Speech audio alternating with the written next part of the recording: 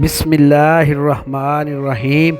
الصلاۃ والسلام علیک یا سیدی یا رسول اللہ وعلی آلک واصحابک یا سیدی یا حبیب اللہ۔ السلام علیکم ورحمۃ اللہ وبرکاتہ۔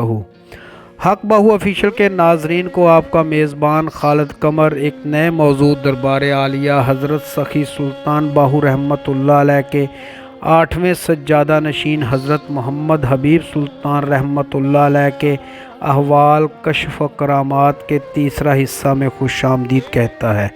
تو آئیے چلتے ہیں اپنے موضوع کی طرف۔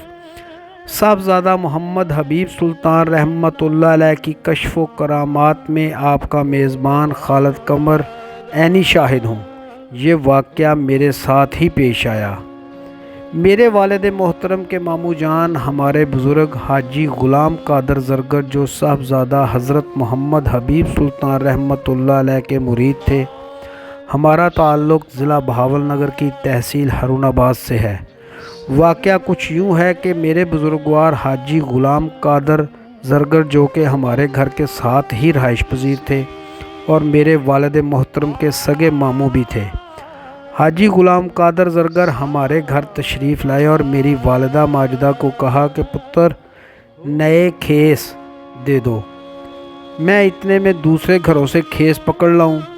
والدہ نے کھیس نکال کر بابا جی کو دے دیے۔ بابا جی نے وہ سارے کھیس سڑک پر بچھوا دیے۔ اتنے میں نعروں کی گونج میں ایک گاڑی رکی اور اس میں سے نورانی شخصیت کے 2 افراد نیچے اترے۔ نورانی شخصیات کا عوام نے پرتپاک استقبال کیا۔ ذکر و اذکار اور نعروں کی گونج میں وہ شخصیات چلتی ہوئی بابا جی غلام قادر کے گھر تشریف لے گئی۔ اتنے میں مریدین زیارت سے مشرف ہوتے رہے تو ایک نورانی باریش باروب شخصیت نے حاجی غلام قادر کو حکم دیا کہ حاجی نماز کا وقت جا رہا ہے، وضو کا اہتمام کرو۔ غلام قادر نے مٹی کی کنالی پکڑی اور برتن میں پانی بھر کر لایا اور دونوں صاحبزادوں کو وضو کروایا۔ بعد میں وہ وضو والا پانی جو اس مٹی کی کنالی میں تھا اٹھایا اور بہت سارے لوگوں کو تبرک کے طور پر پینے کو دیا۔ اس پانی کو پینے کا شرف مجھ ناچیز کو بھی حاصل ہوا۔ اگلے دن صبح تقریباً 9 ساڑھے 9 بجے کے قریب ذکر و اذکار اور نعروں کی گونج سے فضا منور ہوئی۔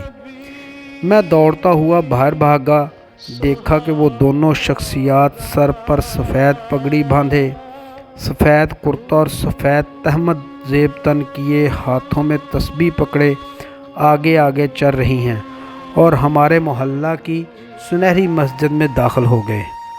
کیونکہ موسم سرما عروج پر تھا، صاحبزادوں کے لیے مسجد میں اسٹیج دھوپ میں سجایا گیا تھا۔ اتنے میں محفل نعت پاک کا آغاز ہو گیا۔ میں نے ایک مرتبہ جب موجودہ گدی نشین دربار عالیہ حضرت محمد منیب سلطان مدہ ظلہ علیہ ریاست بہاولپور کا دورہ کیا تو میں اور چند دوست صاحبزادہ محمد منیب سلطان مدہ ظلہ علیہ کی زیارت کے لیے دربار عالیہ کے فقیر رانا کرامت صاحب کے گھر چشتیاں حاضر ہوئے تو میں نے رانا صاحب سے گزارش کی کہ مجھے کسی ایسے فقیر سے ملوائیں جو عمر رسیدہ ہوں، میں ان سے کچھ پوچھنا چاہتا ہوں۔ تو رانا کرامت صاحب نے ملک مظفر صاحب اور دیگر 5 بزرگوں کی طرف اشارہ کیا کہ ان سے پوچھ لیں۔ میں ملک مظفر صاحب سے چہرہ شناسائی رکھتا تھا، ان سے گویا ہوا اور متذکرہ بالا واقعہ سنایا کہ وہ دونوں شخصیات کون کون ہیں، جن میں ایک کے چہرہ مبارک پر سیاہ داڑھی اور دوسری شخصیت بغیر داڑھی کے کون ہیں۔ تو ملک مظفر نے سارا واقعہ سننے کے بعد بولے کہ میں اس مسافری میں شامل تھا اور داڑھی والی شخصیت حضرت محمد حبیب سلطان رحمۃ اللہ علیہ اور بغیر داڑھی کے صاحبزادہ حاجی عبدالمجید رحمۃ اللہ علیہ ہیں۔ محفل میں موجود باقی بزرگوں نے بھی اس بات کا اقرار کیا اور اس مسافری میں شمولیت کا تذکرہ کیا۔ ان بزرگوں نے جب سارا واقعہ سن لیا تو ایک بزرگ بولے، بیٹا تمہاری عمر کیا ہے؟